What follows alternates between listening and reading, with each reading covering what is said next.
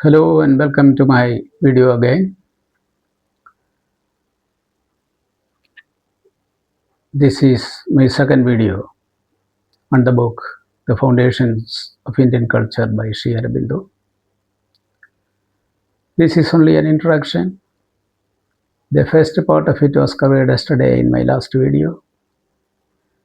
The remaining part will be covered in this video. Before I move on further, I wanted to share with you something that had happened during the writing of this book. It took nearly 8 months for me to finish this work, almost at the rate of working 3 hours a day, or 3 or even 4 hours a day, without a break for the entire 8 months. But all this while, I did not tell anybody about it.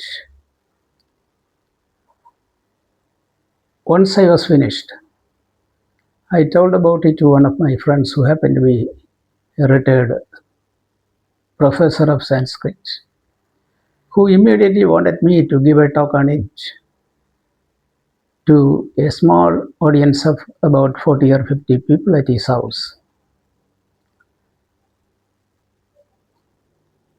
So as I finished my talk, there were comments from the audience. One of the comments was about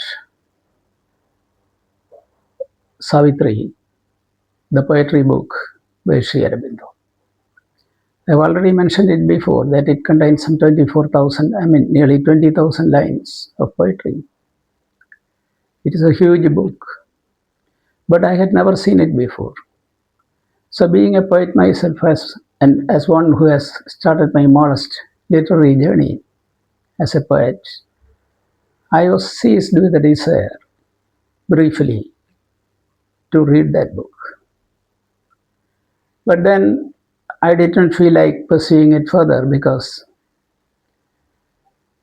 of other engagements. So I returned home. After 3 or 4 days, when I went out for a walk and came back home, a huge book was sitting on my table. I took a look at it and found that it was Savitri. I was astounded how this happened, who had brought this here. I asked my wife. She said it was brought by a lady who was living in a different floor in the same apartment complex where I was living. I knew her because I have seen her a few times before, but never once talked to her. I did not know anything about her family background, her this thing, as educational qualifications, or anything of that sort. All I knew about her was she was a housewife, that too a very senior person, perhaps in her early 60s. And I was becoming curious. What is the connection between this lady and Sri Aurobindo? And how did this book come into her hands in the first place? So I found out her number and asked her about it. And her reply was very simple and casual. Oh, I just felt like doing it. And he further told me that she was a devotee of Sri Aurobindo right from her young age. And Savitri was a sacred book for all his devotees. This was also news to me. Then, after 3 or 4 days, again, when I went out for a walk and came back, the book was not there. Then I was told that the same lady had come back and taken it back, for the reason that it was a full moon day, and on full moon days, she was in the habit of reading passages from it, and so she wanted it back. Is it not simply astonishing? Is it not something mysterious and miraculous?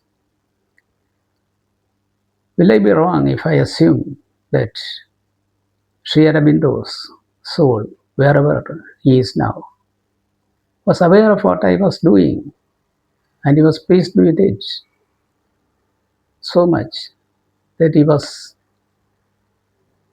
even trying to grant a wish of mine,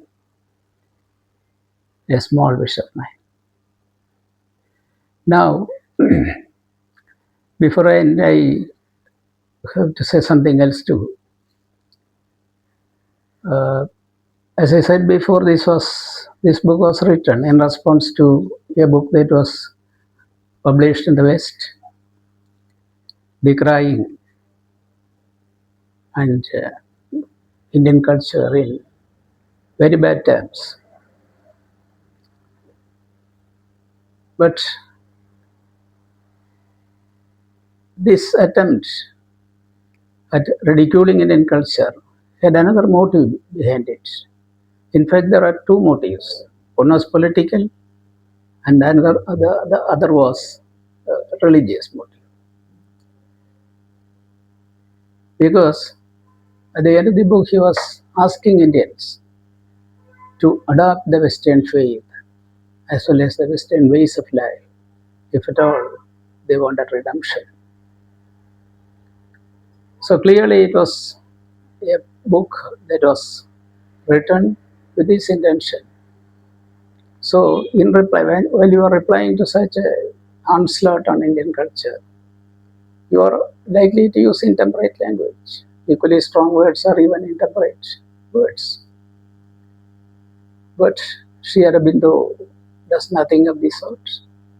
He maintains a dignified decorum throughout and exercises a remarkable restraint with his words. But yet, I have a feeling that it may ruffle the feelings of at least some people. So what I am going to say here is what he has said in this book. I am not going to add a word of my own here. Yet, some of my friends may feel slightly hurt. If at all it happens, I can only say sorry to them. And my intention is not to cause any kind of hatred or evil towards anybody. Thank you. Until we meet again, goodbye.